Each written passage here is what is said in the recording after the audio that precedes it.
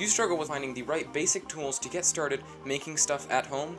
Well, in this video, I'm going to show you my 5 picks for the most essential tools that everybody needs to start making stuff at home. They're not in any particular order, so make sure you watch till the end to get all of them.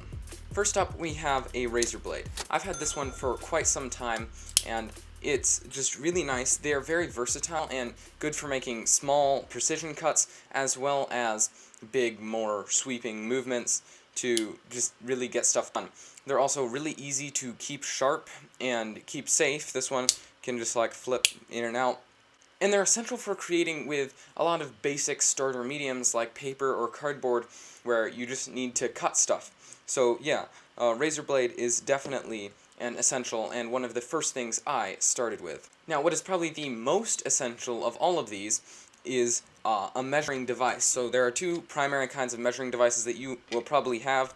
So either a measuring tape or a ruler.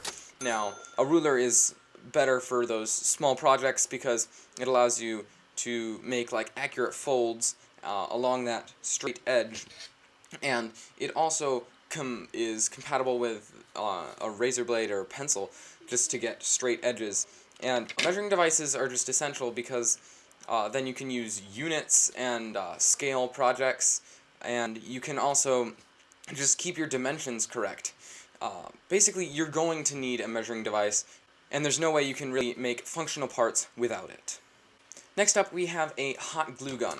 Now, I really like hot glue guns because they're just so easy to work with, and they're really good for, once again, those starter mediums like paper and cardboard, and they're very versatile. They stick to almost everything, although they stick to some things a lot better than others. And it dries really fast, you can keep moving on, you can keep your creating pace fast. And hot glue has some really cool properties because it's got such a thick extrusion of glue, unlike super glue, and it's rubbery. You can like build up structures with the hot glue itself, and it fills in gaps because it excretes so much hot glue. And because it's rubbery, it kind of absorbs impact, so if you have something that's all hot glued together, then rather than like super glue, which dries rigid and hard, hot glue has a little bit of flex to it, so it will be able to take more impact and kind of bend and stretch. My next recommendation for beginner creator tools is a pair of small little pliers.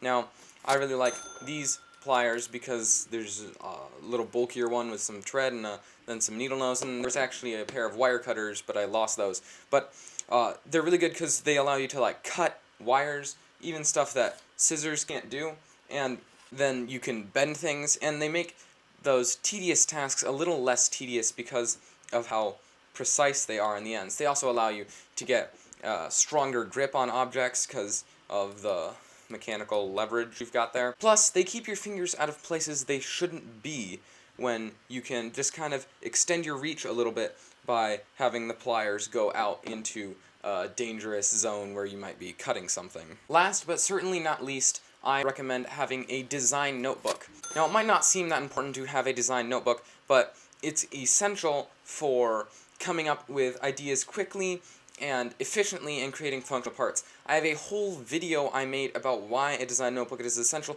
and I'll link it in the YouTube card right here as well as in the description below. But anyway, basically, they allow you to get where you're going faster and with fewer attempts, and they're also really good for just remembering your ideas. You might want to come back to them later, and they're really good for collaborating with other people, because instead of just having to say what your idea is, you can share it on paper.